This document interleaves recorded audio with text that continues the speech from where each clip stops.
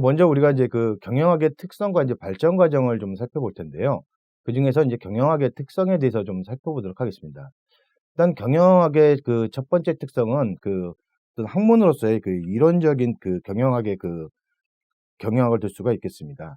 그래서 그 이론적인 학문으로서의 경영학이라고 하는 것은 경영 현상을 하나의 사실로 분석해서 원리를 논리적으로 이제 수립하는 그 방법론으로서 연구하는 학문적인 특성을 갖고 있습니다.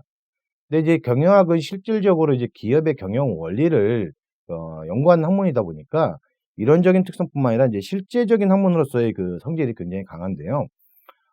특히 이제 그 기업의 실천 원리를 연구해서 이걸 실제로 기업에 적용할 수 있는 그러한 분야에 대한 연구가 경영학에서는 주된 연구 과정이 되겠습니다. 그래서 경영학의 중요한 특성 중에 하나가 바로 이제 실질적 학문으로서의 경영학이다라는 것입니다. 또 이제 기업의 그 고도화가 이루어지고 거대화가 되면서 보다 기업의 그 경영 활동이 복잡해지고 전문적이 되었습니다. 그래서 이러한 것들을 갖다가 이제 과학적으로 접근을 함으로써 경영 활동에 필요한 비전과 원리를 제시해 주는 영역으로 이제 그 경영학이 변모해 가고 있고요. 또한 그 최근 들어서는 기술이라는 것들의 그 중요성이 부각되면서 경영학에 있어서의 기술이라는 관점이 이제 부각되고 있습니다.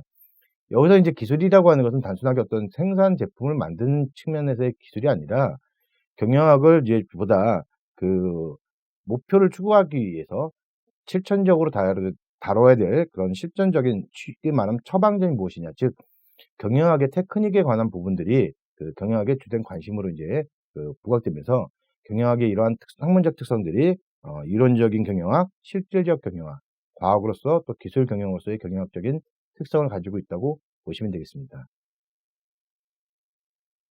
이런 경영학들은 지금 현대의 모습을 갖추기 위해서는 뭐 어느 날 갑자기 지금과 같은 경영학의 그런 과정들을 갖고 있는 것이 아니고요.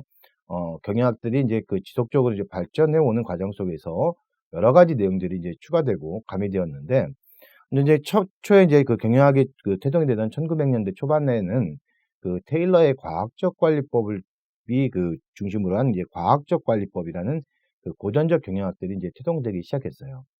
이런 과학적 관리에서는 주로 개인과 작업장에서의 그 효율성, 다른 말로 하면은 이제 생산성, 이런 부분에 대해서 이제 우리가 좀 초점을 맞춰서 어떻게 하면 단위 그 조직당 또는 인력당 생산성을 향상시킬 것인가에 관한 그런 그 관심이 경영학의 주된 부류로 흐르기 시작했고요. 이후에 이제 1930년대로 들어가기 시작하면서 이런 과학적 관리법에 대한 비판으로 이제 인간관계론이라는 게 이제 태동하기 시작했습니다. 그래서 인간을 단순한 도구로서 이해하는 것이 아니라 인간의 그 심리적인 측면과 행동적인 측면을 갖다가 연구함으로써 기업의 경영 활동에 이런 인간의 심리적 또는 행동적 측면들이 어떻게 영향을 미치는가에 대한 연구가 이루어지기 시작했습니다. 이후에 이제 1940년대에 이제 대두된 것들이 이제 의사결정론에 관한 부분들이에요. 그래서 단순하게 어떤 부문의 효율성이 아니라 조직 전체에 대한 효율성과 의사결정의 효율성을 어떻게 하면 할 것이냐. 그래서 단순하게 이제 그런 그 생산 개인과 작업장에서의 효율성을 통한 생산성의 증대라든가 인간 심리적인 측면을 벗어나서 조직 전체적인 의사결정과 그다음에 조직 전체의 효율성을 강조하는 이론들이 이제 발전하기 시작했다고 보시면 되겠습니다.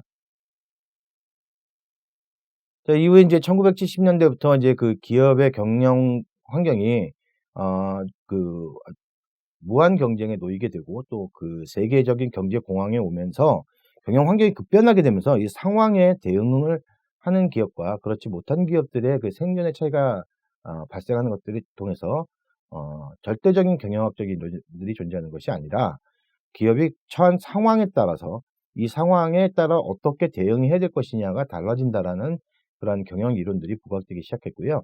이러한 이론들이 주로 이제 상황 적합적 이론들이다라고 이야기합니다. 그래서 이제 그 최근 들어서 1990년대 이후에는 다시 이제 그 인간의 감성, 그래서 인간의 행동과 감성을 중요시하게 생각했고요. 그래서 비합리적인 측면에서의 그 중요성, 그래서 우리가 합리적인 의사결정이라든가 개량화된 또는 이런 의사결정뿐만 아니라 감성적인 측면에서 감성 마케팅이라는 개념들이 나타나고 감성 경영에 관한 내용들이